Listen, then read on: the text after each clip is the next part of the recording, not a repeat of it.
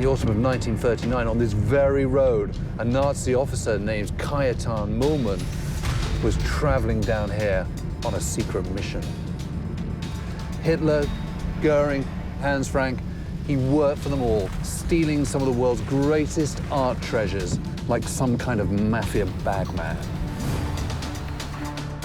Now, more than 7 decades later, we're still on the hunt for a priceless painting worth over $100 million. At the end of World War II, the Allies made a series of shocking discoveries. Hidden in trains, bunkers, and deep underground, they found mountains of stolen treasure. That must have been like going into Aladdin's cave. Hitler and the Nazis had looted an entire continent and committed the greatest theft in history. Now, a team of investigators is opening up cold case files of Nazi plunder still missing today. We're talking about things that are worth tens of millions of dollars. Robert Edsell is an expert in Nazi looted treasure. Hundreds of thousands of objects are still missing. Well, we have a lot of digging to do. Joining him is Second World War historian James Holland. None of this was really his. He'd just taken it. And investigative journalist Connor Woodman. And this is a genuine treasure hunt. We dig a hole in the ground and we find those cases. Their mission, uncover new clues. Oh gosh, this is it. Explore Nazi hideouts. Whoever built this brick wall really didn't want anyone to get through to the other side. Find out how the treasure was stolen and where it might be now. What a piece of history.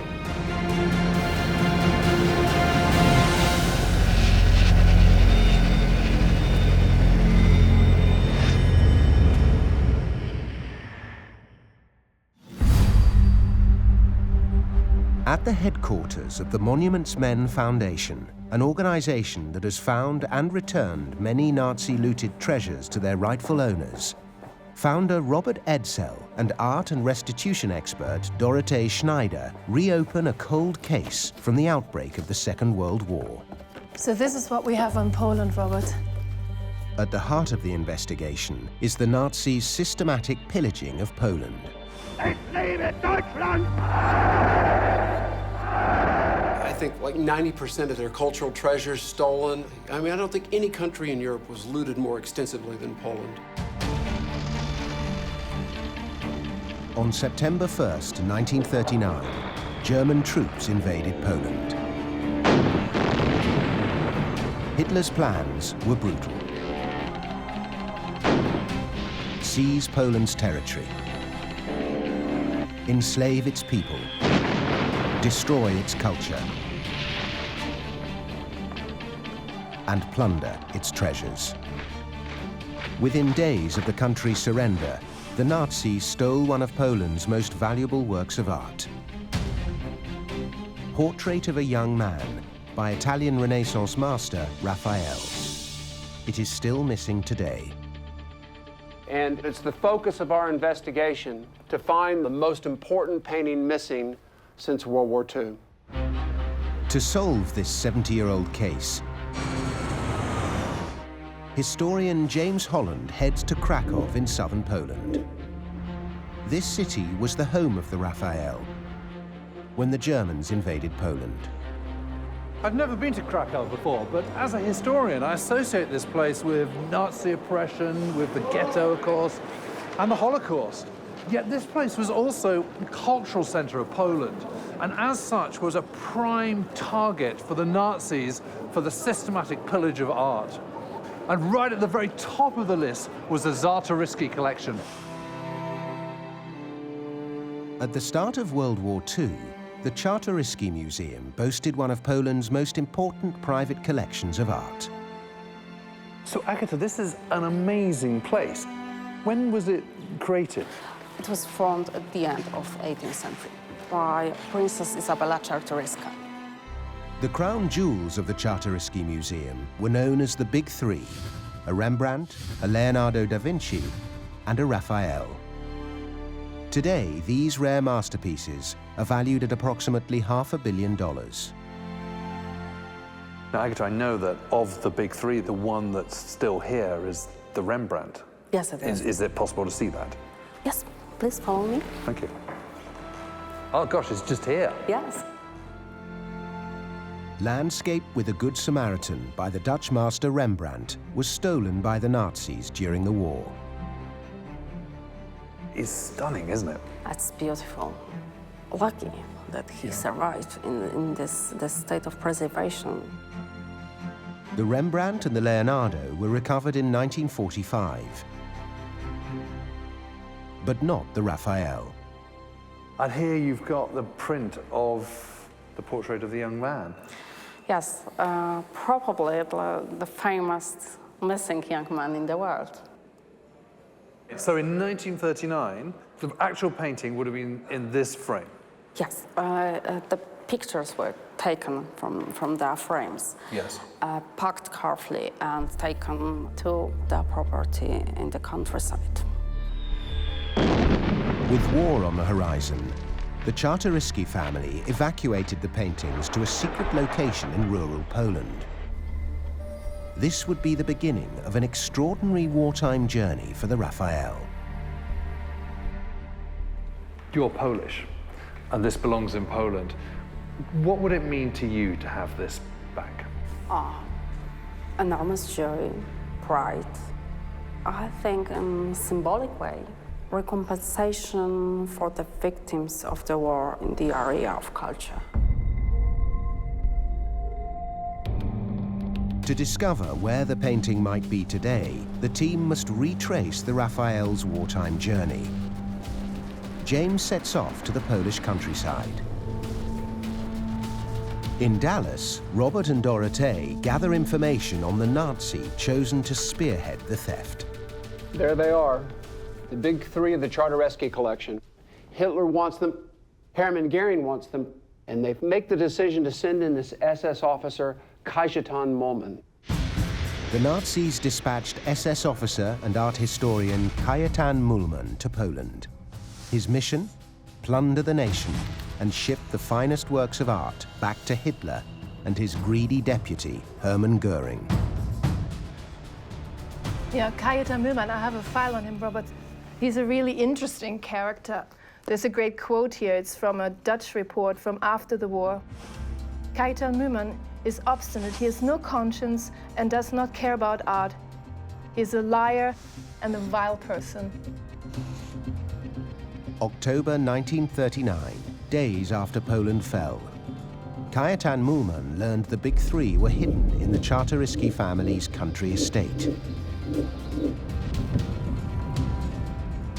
I'm about 2 hours east of Krakow at the moment, driving through a pretty bleak and snowy Polish landscape. I'm looking for a place called Pelkinie, which was the country estate of the Czartoryski family. James has come to meet Witold Czartoryski to find out what happened to the paintings at Pelkinie. Witold is a descendant of Princess Isabella and the current owner of the Pelkinie Palace.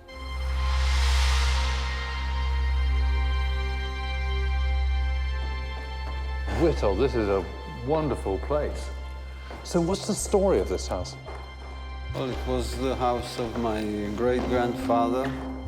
At the start of the war, it was here that the Raphael, the Leonardo, and the Rembrandt were hidden. My grandfather had them taken here for safekeeping. Do you have any idea where they hid them? Yeah, I can show you the room. Well, I'd love to see it. Witold brings James to the oldest part of the palace. Here, beneath the 17th century guard tower, is a secret room. Walled off from the outside, the room could only be accessed through a hidden doorway. Originally, there was no door here. It was a wall. This room was like the treasury of the house, with only one secret door in the corner. Oh, look. Which, from the other side, was hidden behind furniture. Really? So if you're in the next door room, you can't see this In the next door room, unless you knew, you wouldn't actually realize that there was a room here. Only the family knew where the paintings were hidden, or so they thought. When the German occupation began, refugees and enemy soldiers overran the palace. In one wing, there was a detachment of German soldiers. Incredible. Because this was a strategic place to oversee the area. Right. Yeah, makes sense. Somehow, the secret room was discovered, and someone informed the Germans. Who? I don't know. But who would have known? Well, somebody must have tipped them off. The Nazis stole the Raphael, the Leonardo, and the Rembrandt. And this is the scene of the crime.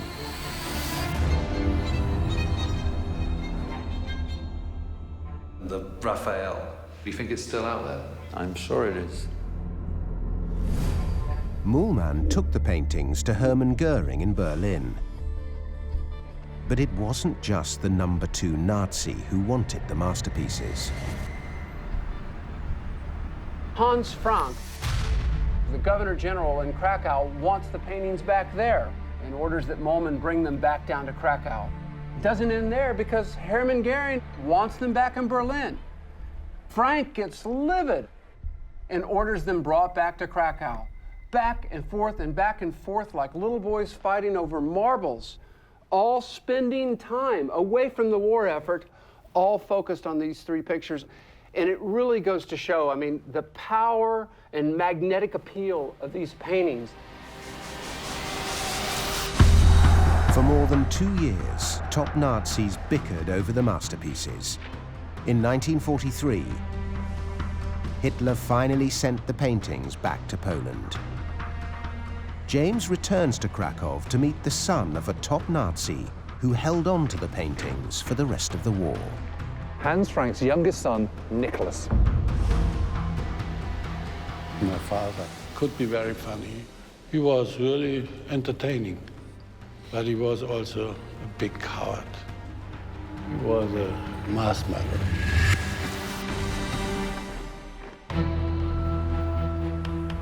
Historian James Holland is in Krakow to look for clues in the case of the most valuable painting missing since World War II. He's come to find out what happened to the masterpiece, Portrait of a Young Man by Raphael, after it returned to Poland. This is the mighty Wawel castle, which until the end of the 16th century was home to the kings of Poland. Then in October 1939, a new king arrived, not a Pole, but a Nazi, Hans Frank. Hitler appointed his friend and lawyer, Hans Frank, Governor General of Poland. Frank instituted a reign of terror across the occupied territory, earning him the moniker, the Butcher of Poland. During his rule, 4 million Polish citizens were murdered in ghettos and concentration camps. Hans Frank added insult to injury to the Polish people when he expropriated their president's official residence to make it his own. He certainly treated it like his own personal fiefdom. The whole place was bedecked with swastikas draped down, the stormtroopers all standing to attention, the parades in here. He brought in lots of fine things. He also brought in the big 3, the Rembrandt, the Leonardo, and the Raphael. And the reason I come here is to speak to a rather special person, someone who was here pretty much throughout the entire war, Hans Frank's youngest son, Nicholas. James hopes Nicholas may have clues to what happened to the Raphael before it disappeared. So this was your family home when you were a child? It's a private part of the castle, reserved for the family of Frank. I mean, what a place to live. It's just incredible. It's so huge. The Wawel Castle has the biggest collection of tapestries in whole Europe. Is that so? It was something of the Polish kings. And you have to imagine, my mother was very poor when she was young. Yes. And suddenly she was the Queen of Poland, owning all this kind of stuff. And if you look at this chimney, yes, I've given you the picture. Oh, this one? This beautiful looking guy. Could that really be you? Yes, that's me. Your 4-year-old self? And that was made here. Right here. I mean, it's absolutely one and the same. You know, there's the buttress, you can see the same pattern there, you can see the same patterns down there. My mother ordered to have this picture to send it to Hitler because my father wanted the divorce. So she wrote to Hitler, how could he give the permission that the father of such a wonderful family wanted the divorce? And Hitler said, I will not give the permission for the divorce.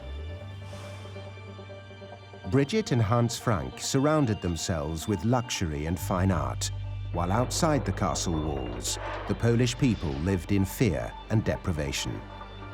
He killed his conscience with luxury. One of Hans Frank's favorite works of art was Leonardo da Vinci's Lady with an Ermine. Frank hung the masterpiece in his private apartments above a hot radiator. This boorish gesture elicited a serious reprimand from Cajetan Mühlmann. Gosh, look at that.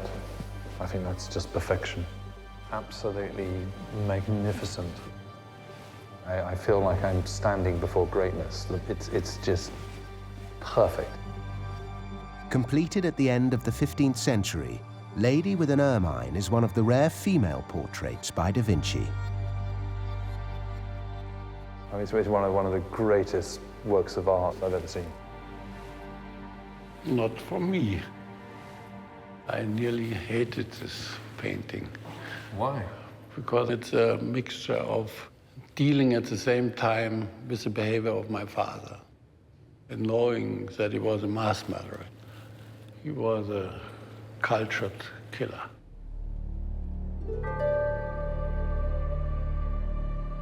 Here we come to the private rooms. This was his bedroom? Yes. As far as I know, I'm not sure, but I'm sure of his bathroom. So you remember this room? Yes, because it was the only close scene which happened between my father and me. He was shaving, and I was coming in, pop, pop, pop, pop, pop, and he took a little spot of his foam and put it in my nose. That was the happiest scene I ever had with my father. Really? It happened here. And I always think, what did he think, shaving himself in the morning, knowing that the Jews have been driven to the concentration camps?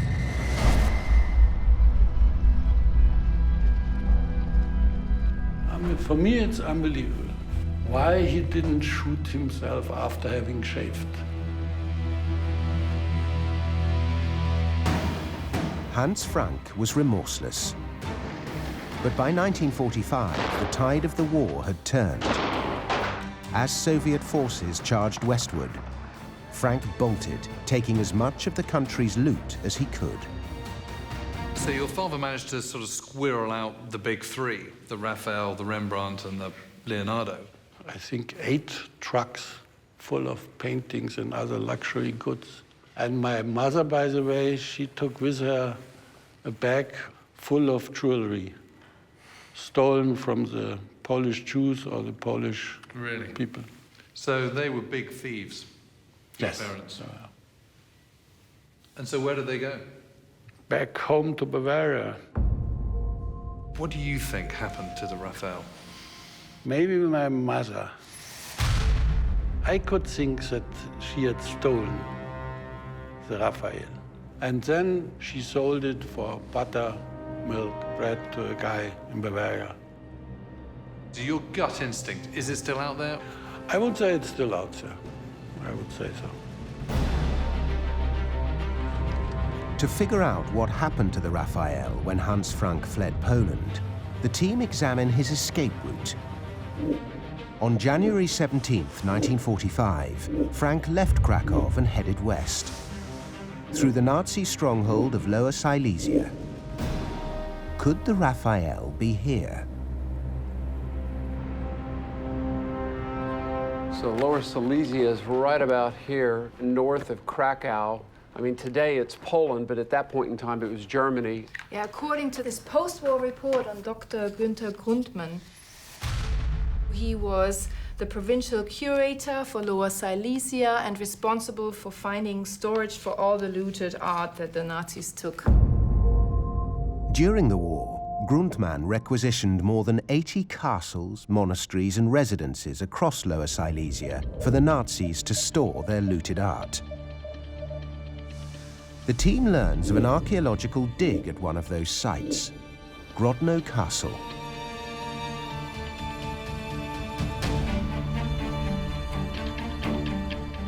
"300 kilometers east of Krakow, investigative journalist Connor Woodman heads to Grodno Castle with author Joanna Lampaska. She's written extensively on hidden Nazi treasure. It is said that we have almost over 100,000 of treasure hunters in Poland today. Wow. Why do you think this part of Poland, Lower Silesia, is so popular for treasure hunters? Until 1945, it was a German region. Germans, they stored a lot of beautiful things from museums, from churches, private collections here, because they believe it's gonna be safe and it stay in German hands forever. I know a guy who found a small gold bar in an oven in his palace. It was a year ago. And so do you think there is still treasure buried underneath Grodno Castle? Of course, I believe it. Okay. And a lot of treasure hunters want to find this treasure. Grodno Castle is a 700-year-old fortress steeped in legend.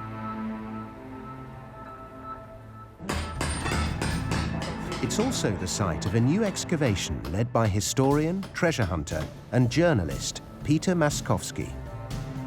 Connor, nice to meet you. Very nice to meet you. Welcome to Castle Grodno. During the war, Grodno Castle was a major repository for art stolen by the Third Reich. Peter and his crew of archaeologists, historians, and treasure hunters have started to excavate the cellar, looking for Nazi loot. What are you hoping that we'll find in this spot? The tunnel. A tunnel? The tunnel, yes. Since the Second World War, stories have circulated about a secret tunnel beneath Grodno Castle filled with Nazi treasure, gold, art, and perhaps even the Raphael. There is, of course, some witnesses. Witnesses that say they actually saw a tunnel? Some even seen this tunnel or even enter into this tunnel. Wow. Were you thinking this is a tunnel that maybe the Nazis could have used? I think this is a medieval tunnel used by Nazis by the end of the war. Peter and his team know they're onto something. They've just discovered what looks like the remains of an old wooden chest. Okay, these are the pieces of metal, which looks absolutely like the kind of a handle. Yeah. This is another so one. the handle's the chest. Yeah. So you don't have to be a specialist to see it. No, you can see quite clearly. And you said you found a key as well. Right. Yeah. But that is a key. Yeah, absolutely. Yeah. Absolutely, without doubt. The chests were buried long before the Second World War, and their contents since have disintegrated. But this discovery confirms objects were hidden beneath Grodno Castle. Now Peter brings Connor and Joanna to the courtyard. Here is the second place where we are going to do excavation. Right. Peter's team recently located a suspicious cavity beneath the castle courtyard. Using ground-penetrating radar, this imaging method is used to detect anomalies below the surface. The GPR showed us that there is something different than usual ground down there. Okay, so this is where you think the Van Schreck letter leads us to. He described that here, in this place, there is some kind of staircase and empty space. What's more, the existence of a tunnel is corroborated by a former German officer named Leonard von Schreck. He wrote to Joanna shortly before his death, and in his letter, he described a mysterious underground space here. And they put two chests somewhere in this place, and he secured with explosives. And after that, they disguised the place and left it. So are you worried when you excavate that this might be wired with dynamite? I'm always worried about this because it's a very vivid legend. Peter's team is undeterred. They could be on the verge of finding a hidden Nazi tunnel.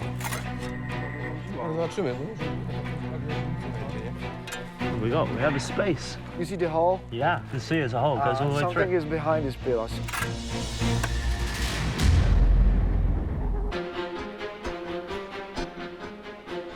In the hunt for the missing Raphael, investigative journalist Connor Woodman joins Peter Maskowski's treasure hunting team to look for a tunnel below Grodno Castle used by the Nazis to stash stolen treasure.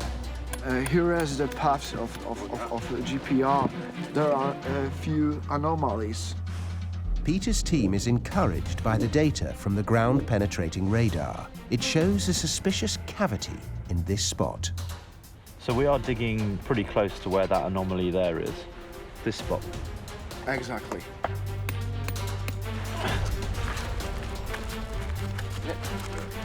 Oh. It's like pulling out a tooth. Yeah. Come on. Yes! Oh. Woo! Yeah. Okay. Yeah. Oh. It's a tunnel. Yeah. We found a tunnel. Connor's efforts to remove the rock have revealed an access point to a cavity below. It looks to me like behind that is a secret tunnel. Shall we have a look? Yeah. The opening is too small to enter safely, so the team will send a camera underground. Good luck. Okay, we're going in. They must lower the camera through a narrow, cramped space, 8 feet down, just to reach the cavity. Then, the camera has to be angled to get inside the tunnel and reveal its contents. Wow, it goes all the way down. The camera has reached the top of the tunnel. So much concrete. But the sheer amount of concrete debris prevents it from getting a look inside. What about that crack there? Can you get through there? Connor and Peter adjust the angle of descent. There's a knack to this, isn't there? Yeah. No, blocked. But they hit a wall. Ah, it's frustrating! They just can't twist the camera far enough to peer inside the cavity. We can see it goes all the way down, but then it's hard to see where it goes. It's really hard to operate this camera. There is something behind there. Yeah, we will have to think how to break through. Peter's team isn't giving up. With the right equipment, they'll be able to clear all the rock and see what's inside the tunnel. 40 kilometers north of Grodno Castle, James is following an exciting new lead at Morava Palace, another residence where Dr. Gunther Grundmann stored looted art for the Nazis, including the Raphael. This place is absolutely crucial to our investigation. In January 1945, Hans Frank finally left Krakow with the Russians closing in on the city and evacuated his entire art collection. He sent it here for safekeeping. James has come to Morava to meet author Robert Kudelski. I spent a lot of years to prepare this story, to find some more important information. Kudelski has combed through Polish, German, Russian, and American archives to shed new light on the case of the missing masterpiece. As a Pole and as someone who's been studying this in great detail for many years. Yes, more than 15 years. Yeah, it must mean a huge amount to you to try and get the Raphael back. Exactly, yeah. After exhaustive research, Robert Kudelski thinks he's figured out when the Raphael went missing.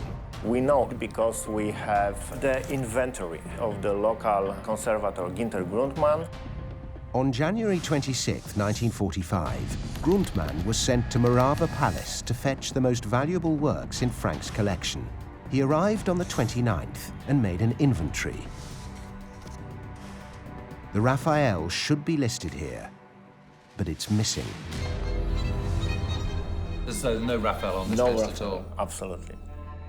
What you can say for certain is that the Raphael goes missing sometime between the 26th and the 29th of January 1945. Exactly. If Kudelski is right, the Raphael vanished from Morava Palace over a 3-day period in January 1945. The question is, who stole it?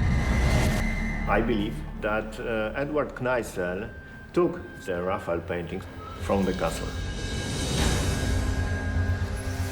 Austrian art conservator Eduard Kneissel spent the war in Poland, working for Nazi Governor-General Hans Frank. And he was responsible for the protection and restoration of paintings of old masters. Like a restorer, art restorer? Yes, exactly. I mean, he knows everything there is to know about those paintings. Absolutely. Every piece. Eduard Kneissel would have known the extraordinary value of the Raphael. But is there any hard evidence, or is it just a hunch? Yes, of course. We have some evidence from the servant in the Castle Morava. On January the 25th, Eduard Kneissel was ordered to leave Morava.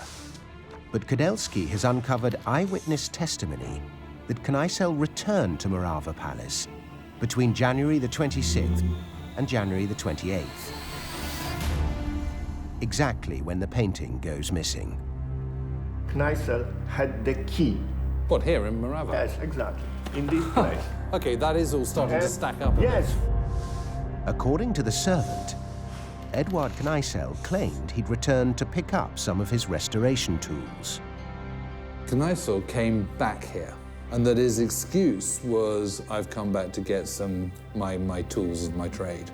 The Russians are knocking at the door. To get me to come back and risk my life and limb, Yes. I think I need a little bit more of a lure. Maybe a priceless Raphael would, for starters. Absolutely, yes. You know, in any criminal investigation, you're looking for opportunity, motive, expertise, stroke knowledge. Yes. And when you put all that together... Edward Kneissel. Yeah. Robert Kudelski has given the team a new suspect in the theft of the $100 million masterpiece. Do you think Kneissel did it? People know Nazi Germany's going to lose this war. Everyone's looking for a way out. I mean, a picture like this or an asset like this is the difference for someone to life and death. Yeah, and if you just wrap a big blanket around it and you just put it under your arm and walk away with it, nobody would really know what it is. And that's probably exactly what happened. Yeah, and Kneissel could have taken this as a sort of insurance policy for himself for after the war. This might have been his lifeline. 5 days after Eduard Kneissel left Morava, he reported for work at Hans Frank's office in Bavaria. Did Kneissel stash the painting somewhere in the area? Or was it Nicholas Frank's mother who hid it here? Dorothée uncovers a new clue suggesting that one of them, or someone else, did exactly that. There was this article in 2013 saying Mr. Lobbs saw this painting in 1971 in the basement of somebody just down the road from the house the Franks used to live in. Incredible. Is Lobbs still alive? Well, the article is so recent, I would say yes. While Robert digs around for more evidence linking Edward Kneissel to the theft of the masterpiece, Dorothée travels to Bavaria. She's here to join James and to meet with the man who claims he saw the Raphael. Und am Boden stand dieses Bild, Raphael. Es war ein Schock. Für mich war das ein Schock.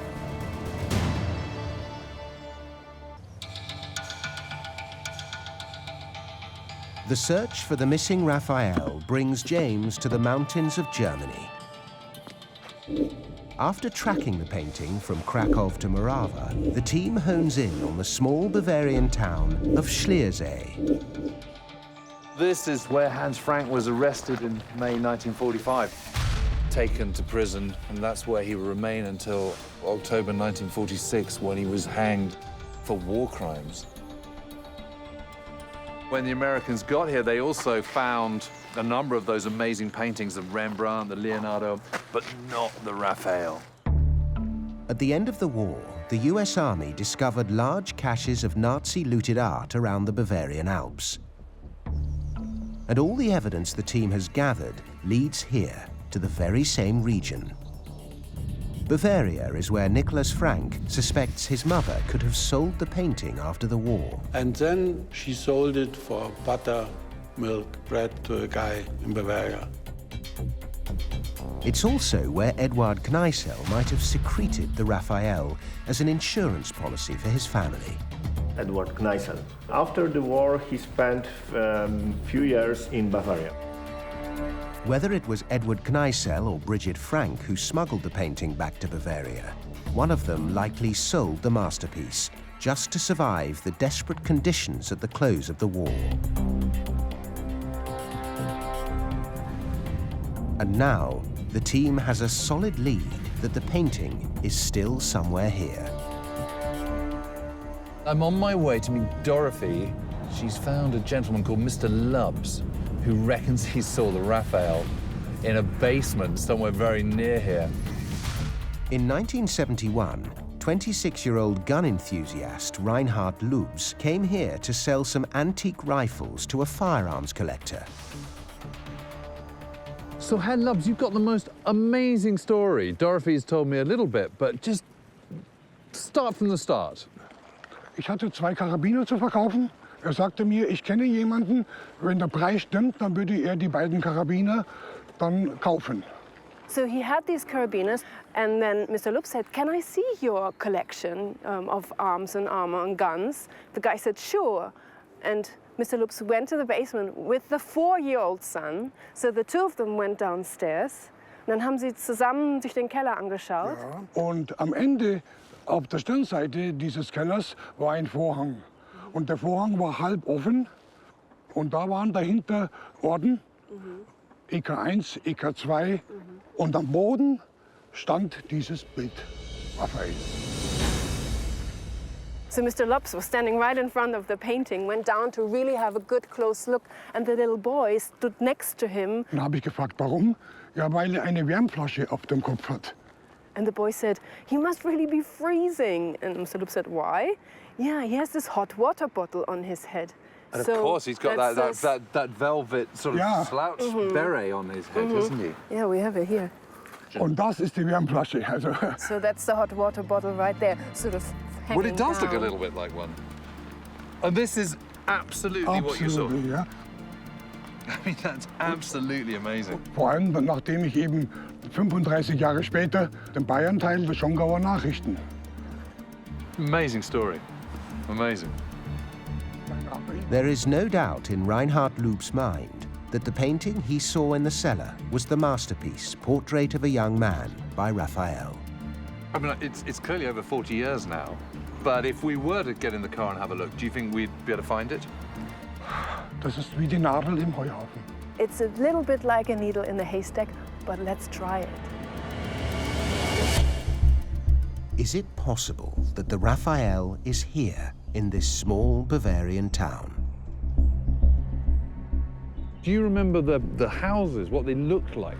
Ja, es war ein altes Haus, ich nehme an, aus den 40er Jahren. Nichts Besonderes. But sort of simple like this, or... Kommt Ihnen das hier oben bekannt vor?